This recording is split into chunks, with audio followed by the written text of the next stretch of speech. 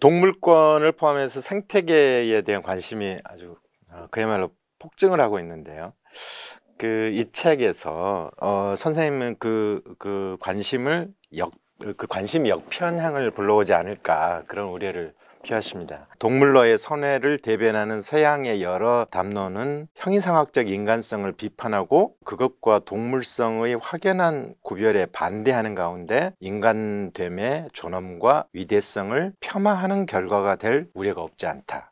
이 문제하고 관련해서 그 하이데거가 휴머니즘에 관한 편지에서 행하는 그 휴머니즘 비판, 하이데거가 말하는 그 존재와 현존재의 관계를 바탕에 깔고 있다고 알고 있습니다. 인간을 가장 높이는 길은 휴머니즘이 아니라 인간 현존재가 존재가 드러나는 장, 존재를 모시는 장이라는 그런 인식에 있다, 그런 이야기일 텐데, 이런 하이데거의 휴머니즘 비판은 또 우리 전통에서 보면은 또 적실한 면이 있다고 생각합니다. 우리 전통 사회에서는 인간은 천지인 하빌의 차원에서 인간이고, 불교에서는 인간을 다른 일체 중생과 함께 불성을 지닌 자로 그렇게 간주하고요. 또 나가 동학을 보면은 수은 최재우가 오심즉 여심, 하느님의 마음과 여심, 사람의 마음이 같다. 이거는 휴머니즘의 어떤 인간 중심주의보다는 하이데거가 말하는 존재와 현존재의 관계를 떠올리게 한다, 그렇게 생각을 합니다. 바로 그런 점에서 하이데거의 사유와 동양 또는 뭐 동아시아 사유 사이에 대화의 공통 지반이 있다는 생각이 들고요. 선생님 그 점을 이 책에서 불성을 예로 들어서 설명하시는데 저는 전적으로 동의합니다. 또 하이데거식으로 보면은 인간이 수승한 존재라는 것은 결국 존재를 모시는 것이 인간 현존재라는 그 점이 있는데, 이 점에서 인간 중심주의에 빠지지 않으면서도 존재를 모시는 현존재의 성격을 드러내는 길이 인간을 빈중심, 세상 만물의 주인이라는 오만을 비워낸 빈중심으로 이해하는 것이다, 이렇게 저는 생각을 합니다. 그 동물권이나 요즘 소위 포스트 휴머니즘이라 그래가지고 네. 기존의 인간 중심주의를 비판하는, 네. 그에 대해서는 나는 어디가 있다가 이제 와서 네. 동물의 생명이 중요하다느니, 예. 서구의 휴머니즘이 문제가 있다느니, 예. 그 소리를 이제 와서 하면서 네. 큰 새로운 이런 내성어처럼 그러냐 하는 생각이 있고, 이제 더 문제는 네. 그 새로운 이론이라는 게 네. 기존의 서구 휴머니즘에 대해서 정말 깊은 네. 통찰과 반성을, 하이데거가 휴머니즘에 예. 관한 편지에서 하는 것 같은 네네. 그런 걸 수용해서 하는 게 아니고, 예. 기존의 휴머니즘이 가졌던 뭐 표면적인 문제점, 네. 이걸 딱 뒤집어 가지고, 예. 이제까지 인간 중심주의 했는데 이제 네. 동물 예. 나가서는 무생물까지도 예. 권리를 인정하자 그러는데, 네. 걔네 자체가 이게 사실은 프랑스 혁명 이후에 인권, 네. 시민권의 네. 개념을 그대로 적용한 거 아니에요. 네네. 그야말로 휴머니즘 이후의 사상이라고 그러지만은 네. 기존 휴머니즘의 연장선상에서 하고 있는 것 같단 말이죠. 예. 거기 위해서 우리가 불교에서야 모든 생명이 네. 존귀하고 살생하면 안 된다 하는 네. 얘기 뭐 벌써 수천 년을 해왔고, 예. 불성의 개념도 한편으로는 모든 중생이 다 네. 불성이 있다 예. 네. 하는 얘기지만, 예. 다른 한편으로 지금 지적했듯이 예. 그 중에서 인간이 수승한 존재다. 네. 수승한 이유가 뭐냐? 네. 불성을 다 갖고는 있지만은 네. 이 불성을 키우고 닦아서 네. 부처가 될 수 있는 건 인간뿐이다 하는 거예요. 그게 예. 불교 아니에요? 네. 그러니까 심지어는 육도 중에서 인도보다 더 높은 곳에 있는 것이 네. 천도인데, 네. 천상에 있는 뭐 신들이라고 해도 좋고, 네. 그런 이들은 복을 많이 지어서 지금 가서 천상락을 누리고 있지만은, 네. 부처가 되려면 다시 인간으로 태어나서 예. 이 사바세계에서 부대끼면서 네. 깨달아야지 그게 부처가 되는 거지. 예. 천상에는 아무리 즐거워도 네. 그 지어놓은 복이 다 하면 내려오게 돼 있어요. 예. 그 대개는 이제 천상에서 내려오면 사람 세계에 내려가지만은 네. 뭐 큰 잘못을 저지르면은 더 악도에 떨어질 수도 있는. 네. 그래서 그런 것은 이제 하이데거가 말하는 그 예. 인간을 현존재라고 그러잖아요. 예. 다사인. 예. 그 사상하고 통하는데 네. 이렇게 우주 전체를 생각하고 그런 거는 하이데거는 초기에는 좀 덜했던 것 같아요. 예. 후기로 가면서. 네. 그래서 아까 말씀한 그 사중체라고 번역을 하든 예. 또는 사제라고 부르든 천지인신 넷이 이렇게 예. 들어가는데 기본적으로는 오히려 동아시아의 네. 천지인 네. 사상에 예. 가깝다고 보고요. 네. 그게 신이 들어간 게 좀 독특하다면 독특한데 네. 그거는 어떻게 설명하세요? 나는 그거 좀 궁금하네요.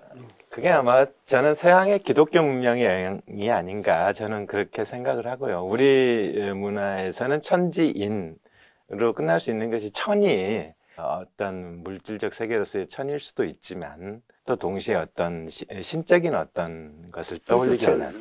우리가 말하는 천지라는 거는 네네. 물리적인 스카이와 어스가 아니에요. 네. 네. 맞습니다. 그래서 그런 천에 이미 이제 그 신의 개념이 우리는 좀 들어있지 않는가 그런 생각이 들고, 하이데거는 그것을 조금 더 이제 따로 떼내서 어떤 신적인 것들까지를 이렇게 이야기하는 그런 차원이 아닌가 저는 그렇게 네. 생각을 합니다. 나는 깊이 연구를 안 해봤지만은 네. 나중에 신적인 것을 강조하는 것은 네. 바닥에는 기독교 영향이 없지 않았겠지만은 네. 그거는 저 그리스적인 개념이거든요. 네. 인간을 죽을 자라고 하는데 난 그거 직역하는 것도 좀 문제가 죽을 자 그러면 꼭 저 사형수 거기 갇혀 있는 사람 생각하는데 유한한 생명을 가진 인간과 히랍 철학에서는 immortals 불멸의 존재라는 것은 신을 말하거든요. 예. 동의하란 말이죠. 예. 그리고 인간은 모탈이라고 그러고 예. 모탈이라고 그러고. 그건 지금 현대 언어에서도 그 있는데 그걸 슈테르블리히어를 직역해서 죽을 자라 그러면 좀 그건 아닌 것 같고 네. 천지인 네. 신 네. 그렇게 있는데 일단 그때 신이라는 거는 존재자의 하나죠. 그렇죠. 존재자. 그렇게 봐야 될 것 같습니다. 그러니까 하이데거의 기본적인 생각은 존재 자체와 비교한다면은 우리가 신이라고 부르는 존재는 바로 존재자. 존재자 것이고, 중에서 예. 가장 존재자다운 그렇죠. 존재자가 그렇게, 신이죠. 예, 그렇게 표현을 하죠. 그런 네. 정말 아까 말씀하셨듯이 우리 동아시아에서는 천지 속에 그 신이 포함되어 있는 것 같아요. 예. 동경대전에 보면은 그 상제가 네. 서양인들은 천지는 알지만 귀신을 모른다 그러거든요. 네. 그 서양인들이라는 게 사실은 야훼라는 예. 굉장히 큰 귀신을 모시는 네. 족속인데 예. 그 사람들 보고 천지는 알고 귀신을 모른다고 한 거는 예. 동양에서는 천지를 말하면 그 안에 귀신이 다 들어가 있는데 네. 걔들은 그걸 모른다. 예. 예. 그리고 그 귀신이 바로 나다 그러잖아요. 귀신자 오야. 예. 서양에서 익숙한 천지 개념을 쓸 때는 예. 신을 하나 덧붙이는 게 맞고 네. 우리식으로 말할 때는 천지인 그러면 신도 다 들어가고 예. 그래서 천지인 삼재하고 네. 어떤 의미에서는 천지신, 천지인신 예. 사제는 비슷한 것 같아요. 그렇게 되네요. 예. 네. 그러니까 우리는 뭐, 하이데거식으로 말하면 우리는 삼각형으로 되고, 하이데거는 사각형, 예. 각을 하나 더 세워야 예. 되는 그런 상황인 것 같습니다. 예. 인간은 역시 어쩔 수 없이 하이데거 사상을 보더라도 중심일 수밖에 없고요. 그러니까 아까 선생님 말씀하셨던 그 사중체, 연구자들이 번역하는 사방세계, 이 내 속에 하나 이고 그 내세에서 제약돼 있지만 그럼에도 불구하고 또 동시에 이 세계를 우리가 열어 밝히는 그런 존재를 모시는 그런 존재는 현존재로서 인간이기 때문에 그 존재를 모시고 그 존재를 통해 세계 여기로 밝힌다는 점에서는 중심일 수밖에 없고, 그러나 나머지 세상에서 제약돼 있다. 그런 점에서 그 기존의 인간 중심주의가 가지고 있었던 어떤 주체의 오만 이런 것들을 떨쳐낸 그런 차원에서 자기를 비움으로써 존재가 들어서게 하는 그런 차원의 빈중심, 그렇게 이해를 한다면 어떤 인간의 중심성도 우리가 건져낼 수 있고 동시에 그 오만도 떨쳐낼 수 있지 않을까. 그런 점에서 하이데거의 사유에서 그러니까 네. 지금 그런 맥락을 설명하지 않고 네. 그냥 빈중심 그러면은 뭐 불교에서 예. 해탈하고 청정한 마음을 그런 것하고 예. 혼동할 수 있는데, 물론 네. 그런 해탈에 준하는 청정한 마음 상태로 가야죠. 네. 그러나 지금 빈중심이라고 말할 때는 네. 천지시인신, 네. 그 뭐 사각체든 사중체든 네. 그 안에서 네. 인간이 가장 연약하고 형편없는 존재 같지만은 사실은 중심은 인간이다 네. 하는 개념이 있고, 예. 그러나 그 인간이 중심 노릇을 제대로 하려 그러면은 네. 정말 마음의 오만이나 이런 게 다 사라져야 된다. 예. 그 두 가지 개념이 예. 지금 합쳐져서 나온 것이 예. 말이 빈중심이기 때문에 네. 그렇게 그 맥락을 설명해 주셔야지 네. 잘 알아들 것 같습니다. 하이데거의 진리가 역사적으로 이제 달리 나타나는 진리라는 점에서 동아시아하고 대화가 가능하면서도 또 시대를 초월하는 불교의 진리와는 좀 다르다, 이런 말씀을 하시는 분들도 있고요. 또 이 진리 문제와 관련해서 보면 이제 동아시아 사회에서는 또는 뭐 진리, 이걸 뭐 단박에 깨친다, 그런 이제 관념이 있는데, 단박에 깨친 그 진리가 진리 자체인지 아니면 그 진리조차 우리의 국리를 요하는 것인지, 또 거기에 대해서도 물어볼 필요도 있을 것 같습니다. 그러니까 세계와 존재의 실상에 대한 투명한 깨달음이라고 하더라도 그 투명성에는 한계가 있는 것이 아닐까. 그런 의미에서 진리 자체는 또 우리 인식 너머에 있는 것이 아닐까, 그런 생각도 합니다. 그런 점은 하이데거는 진리의 비밀, 뭐 이런 식의 표현으로 그런 사태를 담아냈지 않았나, 그런 생각을 저는 합니다.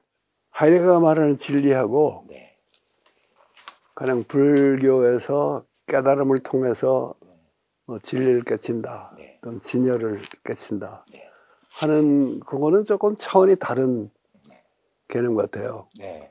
하이데거의 진리라는 거는 진리보다 떠나면서 더 근원적인 것이 존재랄까, 생기, 이런 것이고, 그것이 은폐되어 있다가 드러나는 것을 진리라 그러잖아요. 하이데거에 의하면은 고대 그리스인들이 처음으로 사유한 진리가 그런 것이다 하는데, 그건 다시 말하면은 은폐되어 있다는 것이 드러나는 게 진리라 그러면은 진리가 전부가 아니고 네. 안 드러나는 것도 있다는 거, 은닉되어 있다는 거예요. 예. 그러니까 하이데거는 진리와 비진리를 동시에 얘기를 하는데, 예.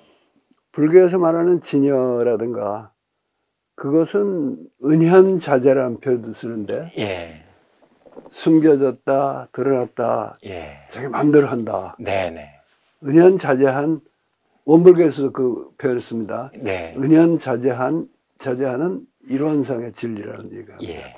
그때의 진리는 오히려 하이데거의 존재에 네. 더 가깝고, 예. 우리는 그걸 진리라고 표현도 하지만은 네. 도라는 말이 더 익숙하죠. 예. 그러니까 도는 드러나기도 하고 안 드러나기도 하는데, 네. 그 도는 인간이 자기 마음대로 할 수가 없는 네. 그런 거지만은, 예. 또 공자님 말씀에도 네.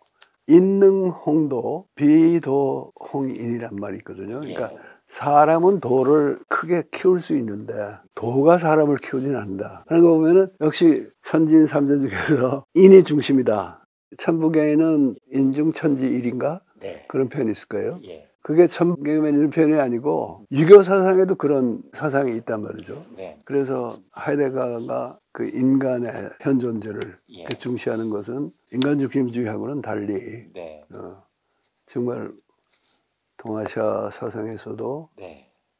인간을 중심에 두는 예. 그런 사상하고 통한다고 봐야 될 것 같습니다. 시간과 공간을 초월한, 네. 그러니까 시대와 상관없다 하는 거는 네. 그건 아마 구불교의 주류적인 학설이 아닌가 싶고요. 예. 후천개벽에 오고 네. 특히 원불교에 오면은 네네. 뭐 원불교만이 아니고 동학도 그렇죠. 네. 시운이라는 걸 강조하잖아요. 예. 그리고 우주에 도수가 있다 그러고. 네. 그러니까 그것은 그때그때 드러나는 진리랄까? 네. 우리가 깨치고 실현하는 도가 네. 그 시대의 네. 상황에 따라서 달라진다는 그 얘기가 돼서 네. 그건 뭐 하이데거 사상하고 크게 어긋나는 바가 없잖아요. 네. 그런 것 같습니다. 그러니까 특히 이제 동학이나 증산교나 원불교, 후천 개벽에 중점을 두고 있는 그 사상이 오면은 확실히 하이데거의 어떤 그런 존재 개벽과 이렇게 통하는 그런 대목이 있는 것 같습니다. 선생님 이 책 서양 개벽 서상가 D.H. 로렌스에는 그 하이데거가 이제 학문과 숙고 1953년에 쓴 발표한 글인데 그게 이제 동아시아 세계와의 불가피한 대화 이런 표현이 나오는데 그걸 이 책에 이제 잠깐 인용을 하십니다. 그 맥락을 보면 하이데거가 대화는 불가피한데 그러면 당장 되느냐 그렇지는 않고 상당히 먼 미래에나 가능할 일로 그렇게 보고 있습니다. 이제 이 문제와 관련해서 검토해 볼 만한 글이 이 학문과 숙고라는 하이데거 글을 쓰고 한 1년쯤 지난 뒤에 그 하이데거가 일본인 학자 데스카 도미오라는 분하고 나눈 대화를 정리한 글이 이제 언어에 관한 대화로부터라는 글인데요. 제가 알기로는 선생님께서 그 글을 상당히 중요한 자료로 생각하시는 것 같고요. 저는 그 하이데거와 일본인 학자의 대화록을 그렇게 뭐 특별히 주목하지 않고 지나쳤는데 선생님은 어떤 점에서 그 대화를 좀 중요하게 여기시는지. 네. 그게 무슨 하이데거 사상을 정리하는데 가장 중요한 문건이다 뭐 이런 생각보다도 네. 동아시아 사상과 서양 사상의 만남이라는 차원에서 보면은 네. 하이데거가 실물 동양인을 데리고 실물 동양인. 예, 네. 동양인을 데리고 대화를 해서 예. 자기 생전에 기록으로 발표한 유일한 게 그거 같아요. 예.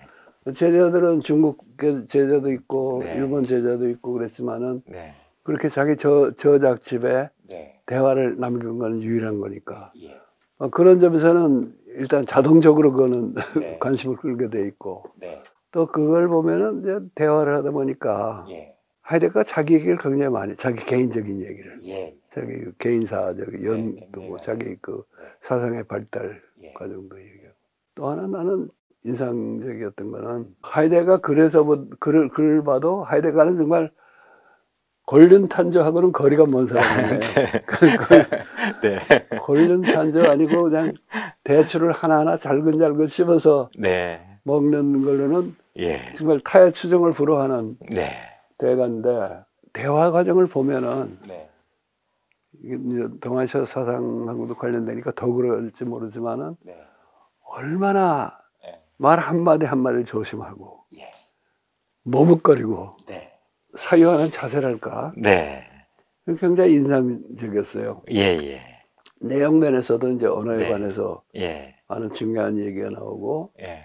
특히 그 아까 잠시 언급했던 네. 스비팔트 네. 그 네. 이중체로 예. 번역하는 게 어떠냐 하는 예. 스비팔트 얘기를 얘기하는데 예. 다른 글에서는 운터시트라는 네. 원래 운터시트라는 건 구별이죠. 네. 네. 구별인데 그걸 이제 운터하고 시트하고를 네. 잘라가지고 네. 뭐라고 번역하셨던가? 그 사이 나눔이. 네, 사이 나눔. 네. 사이 나눔이라는 게 사실은 그게 이중체하고 비슷한 생각이거든요. 예, 그런 것 같습니다. 네. 네. 그 여기 일본이라고 대화에서 이제 그런 쯔비팔트라는 단어를 썼고요. 그러면서 그 이제 하이픈을 넣어가지고 그 존재와 존재자가 나뉘면서도 어떻게 서로를 받쳐주고 낙후하는가 요걸 이제 이야기하려고 하는. 그게 스비팔트고. 네. 로렌스식으로 얘기하면은 being이라는 게 어디까지나 존재자지만은 네. 그냥 존재자가 아니다. 그냥 existent한 실체가 아니라 뭔가 도약을 해가지고 예. 어떤 의미에서는 존재 자체가 환하게 드러나는 예. 그런 경기다는 비슷한 생각 같은데 그래서 그런 내용도 재미있고요. 네. 근데 사실은 여기서 나는 더 인상적이었던 거는 하이데거가 처음 이 대화에서 처음 꺼내는 얘기가 아니고 예. 1946년에 네. 휴머니즘에 관한 편지 쓰면서 네. 처음으로 언어가 존재의 집이다 하는 예. 표현을 쓰죠. 네. 그러면서 하이데거가 이 대화에서는 자기가 그때 어설프게 그런 표현을 썼다 하는 얘기도 네. 하고, 또 그걸 설명하다 보니까 일본인 학자가 그러니까 그거는 무슨 표같이 이렇게 되면 안 되죠 그랬더니 예. 벌써 표가 되어버렸어요. 네. 예. 하는 말도 있고요. 예. 근데 실제 우리 주변을 보면요, 예.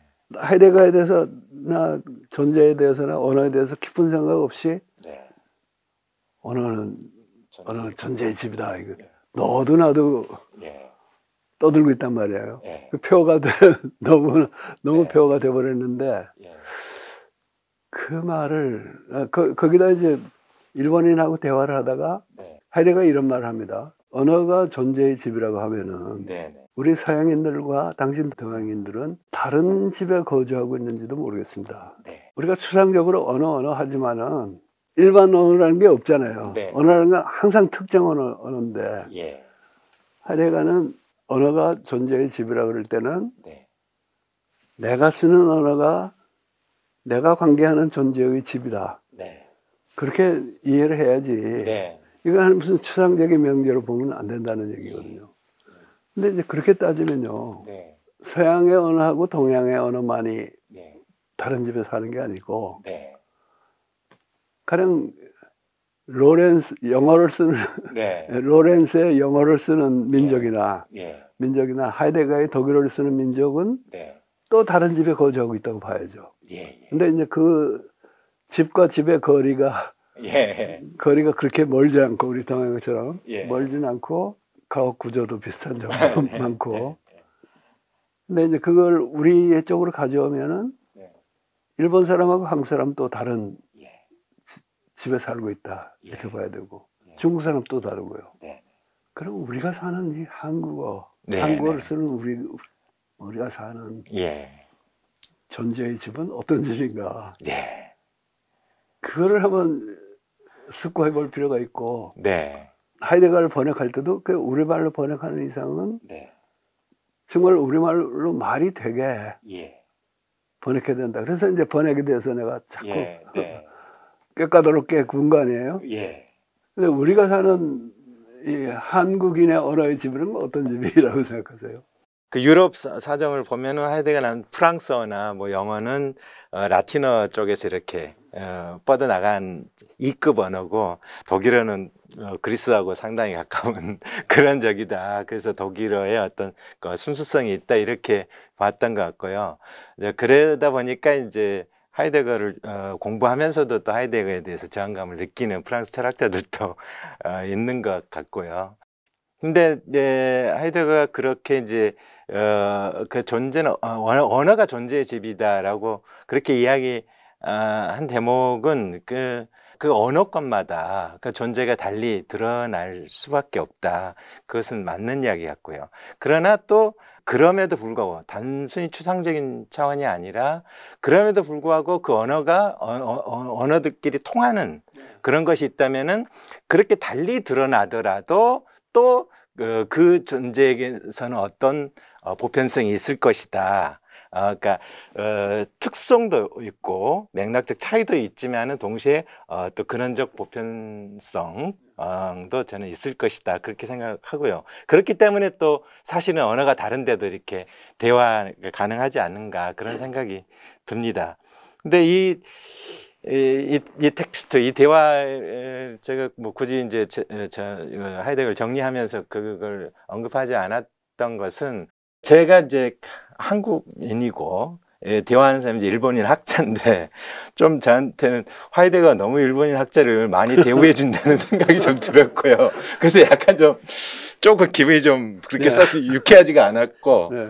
일본 학자가 이제 일본의 고유어인 이키라든가 뭐 고토바 언어 이런 단어를 가지고서 굉장히 이제 길게 이야기를 하는데, 또 너무 고토바 같은 단어를 말이라는 그 단어를 너무 우아하게 이야기하는 것 같아서 제가 좀 약간 아주 솔직히 말씀드리면 좀 거부감이 좀 들었어요. 그래서 이제 하이데거의 그런 어떤 개인사적 기록과 관련된 부분만 제가 거기서 취했는데, 일본인이 자기 그 존재의 집으로서 자기네 언어에 해당되는 것을 고토바라고 그렇게 이야기했다. 그러면 뭐 한국인으로서 나는 그러면은 그 존재의 집으로서 언어를 뭐라고 이야기할 수 있을까? 아무튼 그걸 깊이 뭐 생각을 해보지는 못했는데, 존재의 집으로서의 언어를 예, 처음 한국 사람들이 예, 표현하고 생각하기 시작한 단어가 언어는 아닌 거 분명하잖아요. 그랬을 것 같습니다. 언어는 네, 그래서 하이데거의 그 언어가 존재의 집이라고 할 그 말을 우리가 번역해 놓으면은 네, 네. 하이데거는 디 슈프라헤라는 예, 정말 독일어에 예, 아주 익숙한 말이고 예, 그야말로 시원적인 말 중에 하나인데 예. 그걸 언어라고 해놓으면 벌써 그냥 추상적인 게 돼버리거든요. 그러겠네요. 예. 네, 맞습니다. 근데 일본 사람들도 이제 그렇게 언어라고 이제 번역을 일본 한 거고, 그거 그렇게 이제, 하다가 이제 하이데거가 추궁하니까 네, 우리말에 독일의 디 슈프라헤 예, 해당하는 일본의 고유의 어떤 말이 있을 거 아니냐 그랬더니 이 친구가 한참 생각을 하잖아요. 예. 한참 생각하고 한참 머뭇거리다가 네, 나중에 그 고토바라고 말하는데 예, 고토바라는 건 그냥 우리나라 말이죠. 예, 말인데 그게 이제 묘한 게 한자로 쓸 때는 네, 언엽이라고 쓰죠. 예, 말씀 언자에다가 이파리 예. 이파리 엽자. 그게 언제부터 그랬는지 모르겠어요. 난 일본말. 네, 예. 그러나 하여간 고토바란 말이 원래 일본 사람들이 쓰던 말인 거는 분명하고. 근데 고토라는 거는 보통 지금 일본어에서는 말이라는 뜻이 아니거든요. 무슨 일, 예? 일인데 그게 플리피나 이파리 엽자를 붙여가지고 한자로 고토 언엽이라고 쓰고 고토가 말을 가리키는 걸로 변한단 말이죠. 그러니까 뭐 일본 특유의 그 일본집 특유의 어떤 그게 있을 건데 우리는 그런 그 없죠. 예, 그러니까 하여튼 이렇게 일본 학자가 참 절묘하게 잘 끄집어냈다 그런 생각이 들고 그 이제 고토바를 그렇게 이제 저기 하면서 결국 그 사물 혹은 일 이런 것들이 그 피어나는 거 꽃잎처럼 뭐 이렇게 하니까 상당히 폼나고 좀 네. 약간 좀 그렇게 말하는 게 좀 부럽더라고요. 해몽이 더 예, 해몽이 너무 좋다는 생각도 들고. 근데 뭐 우리말에서 그럼 거기에 해당되는 말이 뭐가 있을까? 하여튼 제가 볼 때는 그냥 뭐 말씀 정도가 아닐까, 말 혹은 말씀 정도가 아닐까. 그러니까 말씀이라는 게 옛날부터 있고 뭐 저 그 세종대왕이 반포한 그 훈민정음에서 또 그 나란 말씀이 둥기게 달아 뭐 문자를 안 맞는다. 그러니까 그 말씀이란 말이 지금은 이제 높임말 혹은 뭐 자신을 낮추는 말 이런 식으로 좀 돼 있지만은 원래는 좀 중립적인 그런 말이었던 것 같고. 또 그 말들을 이제 후대에 이제 우리 사람들이 기독교를 받아들이면서 기독교의 그 로고스를 해석하는 하느님의 말씀, 주님의 말씀 이런 식으로 그걸 받아들였고 그래서 그 말씀이라는 것이 일상어의 성격이 있으면서도 또 어떤 뭐라 초월적이라고 할까 이런 어떤 것까지를 이렇게 연상시킬 수 있는 그런 면도 있고 해서 만약에 뭐 하이데거를 제가 가서 만났는데 하이데거가 불쑥 갑자기 물어봤다면 저도 한 10분쯤 생각하다가 말씀이라는 게 있는데 이렇게 이야기하지 않았을까 뭐 그런 생각도 해봅니다. 근데 말이란 단어가 너무 친숙해서 네. 우리가 말 그러면 뭐가 아닌 것 같고 네. 말씀 정도는 돼야 되는 거 말씀 생각하는데 나는 우리 말이 우리말로 우리나라 사람 내가 이제 우리나라 고대 언어를 연구를 안 해봐서 네. 말하고 말씀의 차이가 뭐가 있었는지 예. 세종대왕의 그 훈민정음 서문에서 말하는 말씀은 그 말이잖아요. 나란 말씀이. 그런데 늘 그렇게 같이 쓰였는지 어느 게 먼저 있었는지 그런 건 잘 모르겠는데 그냥 너무 어렵게 생각할 것 없이 말이라 그러면 될 것 같아요. 그러니까 언어가 아니라 말이 우리에게는 더 시원적인 것이다. 그래서 말이라 그러면 언어라는 뜻도 있고 또 실제로 우리가 하는 말도 있고 그 다음에 우리가 이제 말이야 막걸리야 그런 소리 하잖아요. 네.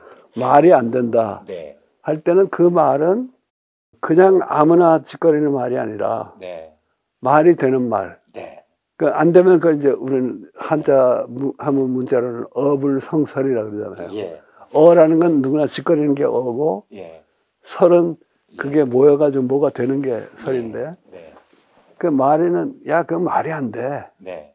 할 때는 그런 뜻도 있거든요. 예. 그래서 그런 여러 가지 뜻을 가진 말이 우리한테 있다 하는 얘기를 할 수가 있는데 네. 또 하나는 이 동아시아 특히 우리 한국어라는 이 집의 네네. 특징은 네. 가옥 구조가 좀 복잡해요. 네. 왜냐하면 오랫동안 한문이라는 공동 문어로 된 집에 살았거든. 예. 지금도 상당 부분 그 영향이 있고 그래서 예. 독일 사람들은 그런 걸 좀 이해를 못할 거예요. 예. 예. 자기 옛날에 라틴어 썼지만은 네. 독일은 또 라틴어를 많이 안 썼잖아요. 예. 그 동화가 안 됐으니까. 그런 그 공동 문어의 집에서는 네. 말보다도 네. 도라는 말이 거기에 해당하는 것 같아요. 도. 예. 도가 네. 왜 도덕경 첫 구절에 예. 도가 도면 비상도. 도가 도 할 때 그 두 번째 도는 말한다는 뜻이거든요. 예. 그래서 그 도란 말이 길이라는 뜻도 있고 예. 말한다는 뜻도 있고 네. 그것이 동아시아인들에게는 어떤 그야말로 원초적인 네. 말씀이 아니었겠나 예. 그런 생각이 드는데 예. 한자 문화권의 사람들하고 같이 사는 예. 그 구역이 있고 예. 또 우리 거기서 나와가지고 네. 그게 이제 공동 구역이 있다고 하면은 네. 각자 우리 개별 구역이 있는데 예. 개별 구역에서는 도가 아니라 말이었고 예. 공동 거기 들어가면 도였다. 네. 그래서 그런 경험은 예. 독일 사람 잘 모를 거다 이렇게 말해주는 게 낫지 않을까 싶어요. 그렇겠습니다. 그러니까 정말 그 한국어는 그러니까 말하자면 집으로 치면은 이제 많이 중축된 집이고, 그러니까 토대가 있고 기초해서 이렇게 만든 집이 있고 그 위에 이제 한자 문화권이 들어와서 불교와 유교의 언어가 올라섰고 그 위에 또 근대어로서 일본을 통해서 들어온 수입어들 이게 이제 번역어들이 이렇게 최소 3층 구조로 이루어져 있는 것 같고 그것이 또 한국인들이 이런 어떤 언어를 가지고 고유한 철학을 하는 데서 좀 어려움을 겪는 것도 있는 것 같고요. 예. 지금 오늘 선생님께서 계속 문제 제기하셨던 것들도 뭐 그런 것들하고도 또 연관된 부분이 있지 않나 그런 생각이 듭니다. 그래서 마지막으로 내가 우리 아껴뒀던 주제인데 네. 존재라는 번역이요. 네네. 이게 이제 서양집하고 동양집의 가장 큰 차이는 예. 인도 유럽 언어에서 네. 그 자인 동사, 네. 비동사에 해당하는 예. 단어가 없어요. 이쪽 예. 집에는 예. 이쪽 집에는 이쪽 집이 없습니다. 네, 없어요. 네. 편의상 존재라고 쓰는데 네. 이 존재란 말이 부적절한 이유는 네. 우리는 존재라 그러면 존재자를 말해요. 네. 예, 그러니까 존재자란 말을 따로 안 쓰잖아요. 그렇습니다. 그놈 불쌍한 존재다. 네. 뭐 할 때 예. 존재자란 말이거든. 예. 독일어는 ist, 영어로는 is는 무엇이다라는 뜻하고 무엇이 있다 또는 네. 무엇으로서 있다라는 네. 뜻이 한 단어 속에 다 들어가 있어요. 예. 그래서 존재란 말이 좀 너무 불투명하다 그래가지고 이걸 있음이라고 네. 바꿔 쓰기도 하는데 예. 그러면은 오히려 존재자의 존재라는 쪽으로 치우쳐지게 돼서 네. 아주 그것도 부적절한 표현 같고 예. 임이라 그러면은 오히려 네. 아까 이제 님하고 존재 뭐 네. 연결시켰지만은 예. 통하는 바는 있지만은 네. 그렇게 대충 통하게 번역을 하면 안 되잖아요. 예. 그래서 정확을 기하기 위해서 나는 이제 어떤 때 예. 그 생략된 표시를 쓰고 예. 임, 예. 무엇이 임 네. 하고 또 빗금을 긋고 네. 있음 네. 그렇게 내가 쓴 적은 있는데 네. 그건 해설이 이제 번역은 아니거든요. 예. 그래서 뭐 존재란 말을 불가피하게 예. 써야 되면 쓰는 건데 네. 이게 뭐가 문제인지는 알고 써야 돼요. 예. 예. 네. 존재와 존재자의 구별이 하이데거에게는 아주 핵심적인 질문인데 네. 그게 존재라고 해놓으면 전달이 안 돼요. 네. 존재자고 존재하는 거지 뭐 이렇게 예. 되거든. 네. 그 딱 해당하는 단어가 없는 대신에 네. 존재라는 번역에 이러저러한 문제가 있고 네. 그것은 인도 유럽 어족들이 예. 사는 존재의 집하고 네. 우리 동아시아인들이 사는 예. 존재의 집이 저는 좀 가옥 구조가 완전히 다르기 때문에 예. 이거 불가피하게 파생하는 문제다 네. 하는 걸 알고 예. 쓰면은 그나마 좀 예. 낫지 않을까 싶어요. 그 하이데거가 독일어로 이제 자인이라는 존재라는 걸 쓸 때는 그 역사적 전통도 있고 또 언어적인 편의성도 있고요. 그 동사를 그 바로 명사화 할 수 있고 그다음에 그 서양의 그 철학이나 뭐 그 신학이나 이런 쪽에서 존재라는 건 용어로 이렇게 초월적인 것을 이렇게 암시하는 그런 표현들을 써왔기 때문에 그것들을 바탕에 깔고서 그 용어를 쓴 건데 이게 이제 우리말로 들어와서 존재로 돼버리면 그것들이 다 사라져버리고 또 그게 하이데거 철학을 이해하기 어렵게 만드는 가장 큰 장벽. 그러니까 1차 장벽인데 가장 높은 장벽이 돼버리는 거죠. 그걸 넘지 못하면은 하이데거 속으로 들어가기 참 어려워지는 그런 면이 있는 거예요. 저는 뭐 그런 생각도 해봅니다. 그러니까 인도에서 불교가 중국을 통해 들어올 때 그 산스크리트 문헌을 한문으로 번역을 했는데 그 과정에서도 아마 그런 큰 고통과 어떤 갈등이 있었지 않았을까. 니르바나 같은 말을 어떤 때는 해탈로 옮기다가 또 다른 분은 그냥 음차해서 열반으로 옮기고 근데 그렇다고 해서 뭐 그게 1대1로 그렇게 대응하는 것은 아니었을 거고 근데 결국 그게 이제 문화적으로 축적이 되면서 어떤 역사를 거쳐 가지고 그게 이제 우리의 일상으로 이렇게 들어오게 됐는데 어떤 번역의 과정에서는 불가피하게 그런 불일치가 있고 그래서 어떤 건너뛰기라든가 간극 이런 것들이 있을 수밖에 없지 않는가. 하이데거 부분도 역시 그런 아주 근본적인 문제가 있고 그것이 하이데거를 이해하는 데 가장 큰 장벽이지만은 지금으로서는 달리 그것을 또 단숨에 뛰어넘을 수 있는 그런 방법은 참 안 보인다. 대신 하이데거를 연구하고 공부하시는 분들이 그 존재라는 말이 우리말로 번역됐을 때 그 하이데거가 함의하는 것과 얼마나 다른지를 명확하게 자각하면서 그걸 전제로 하고 써가는 것이 필요하지 않을까 저는 그렇게 생각합니다.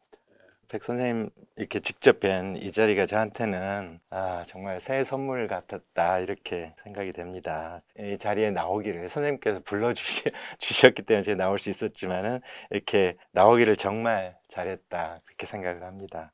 또 오늘 선생님께서 여러 가지 것을 저한테 이렇게 가르쳐 주시고 자극을 주셨는데 그 가르침을 계기로 삼아서 동아시아 사상 특히 우리 개벽 사상에 더 많은 관심을 가져야 되겠다 그런 생각을 합니다.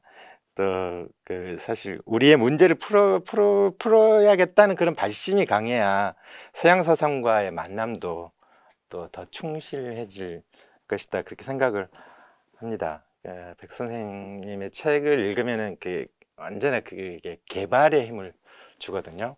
오늘 이렇게 직접 뵙고 말씀을 드리면서도 한 번 더 그런 그 개발을 받는다는 것. 그다음에 또 제 나름대로 또 공부를 더 해야 되겠다 그런 각오를 생기는 것을 좀 느낄 수 있었습니다. 이런 자리를 마련해 주신 백 선생님께 정말 감사드립니다. 네, 감사합니다.